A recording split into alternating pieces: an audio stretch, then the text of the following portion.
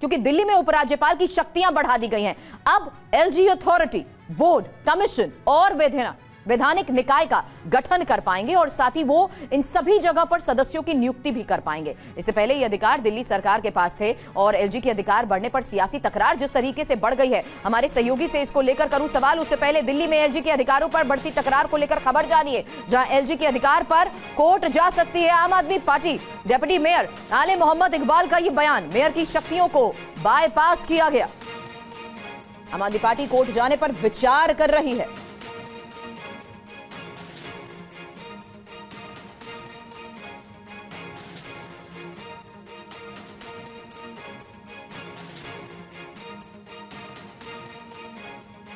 तो दिल्ली के उपराज्यपाल वीके सक्सेना की शक्तियों में गृह मंत्रालय ने इजाफा किया है।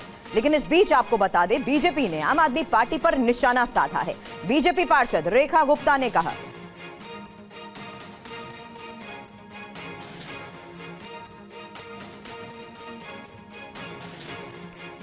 एक तो ये जो हुआ है कि पीठासीन अधिकारी का नियुक्त करने का अधिकार मेयर का था, अब वो शक्तियां एलजी को चली गई हैं, इसे आप कैसे देखते हैं?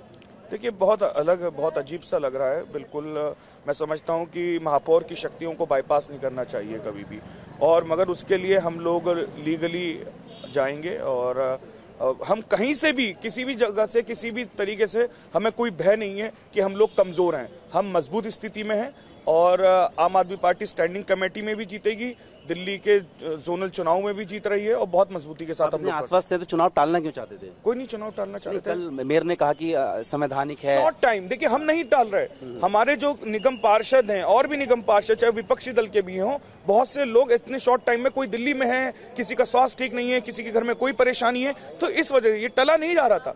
कम से कम 15 से 20 दिन का पोस्टपोन्ड हो रहा था। कम से कम हम लोगों का ये था कि 2 हफ्ते तक के हमारे पास टाइम हो, जिससे हम लोगों को मजबूती मिल सके। सीधा सवाल पूछ रहा हूँ, क्या इसके लिए सुप्रीम कोर्ट जाने की तैयारी कर रहे हैं? देखिए, बिल्कुल ये हमारे हाई अथॉरिटीज और आम आदमी पार्टी का शीर्ष नेतृत्व तो इस पर चर्चा करेगा।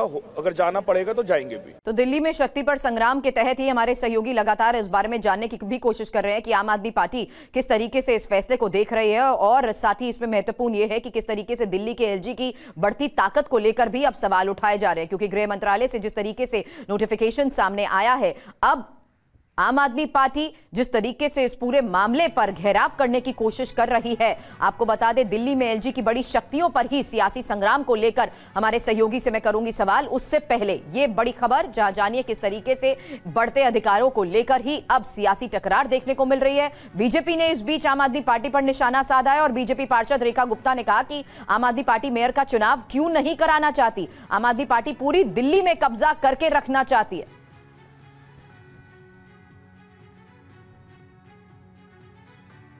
परिवर्तन को लेकर के आम आदमी पार्टी कोर्ट जाने पे विचार कर रही है और कह रही है कि ये जो मेयर की शक्तियां हैं उसमें हस्तक्षेप है। सीधे तौर पे मेयर की शक्तियां तो आपने देख ली। ये जो टेन्योर है, 2nd year of MCD tenure, हमेशा एससी जो व्यक्ति है, एससी निगम पार्षद होता है, वो मेयर बनता है। तो ये मेयर की शक्तियों का हनन नहीं है कि जिसका अधिकार है एक एससी व्यक्ति को, जिसको बनना था वो नहीं बन पा रहा है, वो अपने हाथ में कब्जा करके रखना चाहती है। शैली ओबेरॉय जी का टेन्योर खत्म हो चुका है, वो क्यों रखना चाहती है? क्यों नहीं मेयर का इलेक्शन कराते? क्यों नहीं उन्होंने प्रिजाइडिंग ऑफिसर दिया? तो ये सब घालमेल है, उनकी नीयत खराब है। दिल्ली में वो काम करने नहीं देना चाहते, पूरी तरीके से कब्जा रखना चाहते हैं और जिसका रिजल्ट उनको मिलने वाला है वो उनको दिख रहा है। जीत भाटी हमारे सहयोगी इस वक्त हमें ज्वाइन कर चुके हैं। जीत, इस नोटिफिकेशन के सामने आने के बाद तो ये साफ हो गया कि केजरीवाल सरकार को बहुत बड़ा झटका है, इसलिए अब वो इसको लेकर एक बार फिर से सवालों की फहरिस्त सामने रख रही है।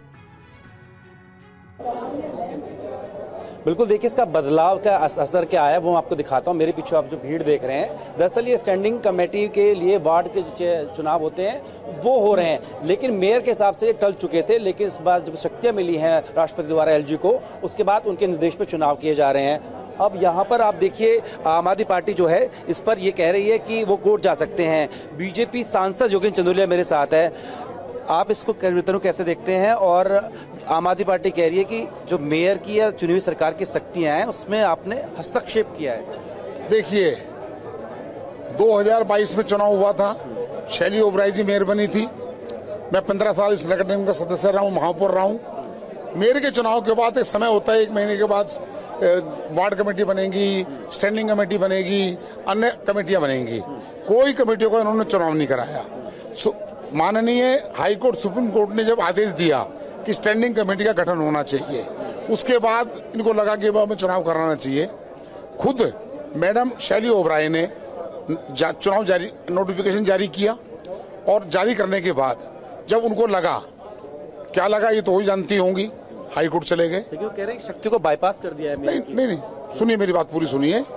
आप हाईकोर्ट चली गई, चुनाव का नोटिफिकेशन हो गया, आप हाईकोर्ट जाती हैं, हाईकोर्ट में आप चुनाव रुकवाना चाहती हैं। रुकवाने के लिए तब तक तो शक्तियां नहीं आई थी, आप रुकवाने के लिए गई, हाईकोर्ट ने आपको लताड़ा। हाईकोर्ट ने आपको कहा आप हॉर्स ट्रेडिंग करना चाहते हो, आप जो बातें कह रही हो सारी गलत है, मैं कोई डिसीजन दूं या वापस लें। इन्होंने सारी वो वापस ले ली। ये जो बातें आज कह रहे हैं, ये बातें हाईकोर्ट के सामने रखनी चाहिए थी, केवल लताड़ खा के नहीं आना था। उसके बाद पीठासीन अधिकारी का, जब मैं मेयर था, जब भी मैंने पीठासीन अधिकारी नियुक्त किए, और पीठासीन अधिकारी उसमें वरिष्ठ पार्षद होता था। लेकिन एलजी साहब ने जब इन्होंने इस प्रकार की हत्या कर दी लोकतंत्र की, आम आदमी पार्टी और शैली ओबराय ने, उन्होंने इतना गुड डिसीजन लिया कि किसी भी सीनियर पार्षद को उसका पीठासीन अधिकारी नहीं बनाया। कह रहे हैं कि चुनी हुई सरकार के पास बचा क्या, सारे अधिकार तो एलजी को दे दिए गए। नहीं, उस पर तो आ जाइए आप, सारे उसमें भी आऊंगा। सब डीसी पीठासीन अधिकारी हो गए। ये चुनाव टालना चाहते थे, ये चाहते हैं कि एक ही छत के ऊपर, सेंटर के ऊपर सत्ता का केंद्र बना रहे। सारी हमारी जोनल कमेटियां कोई काम ना करे।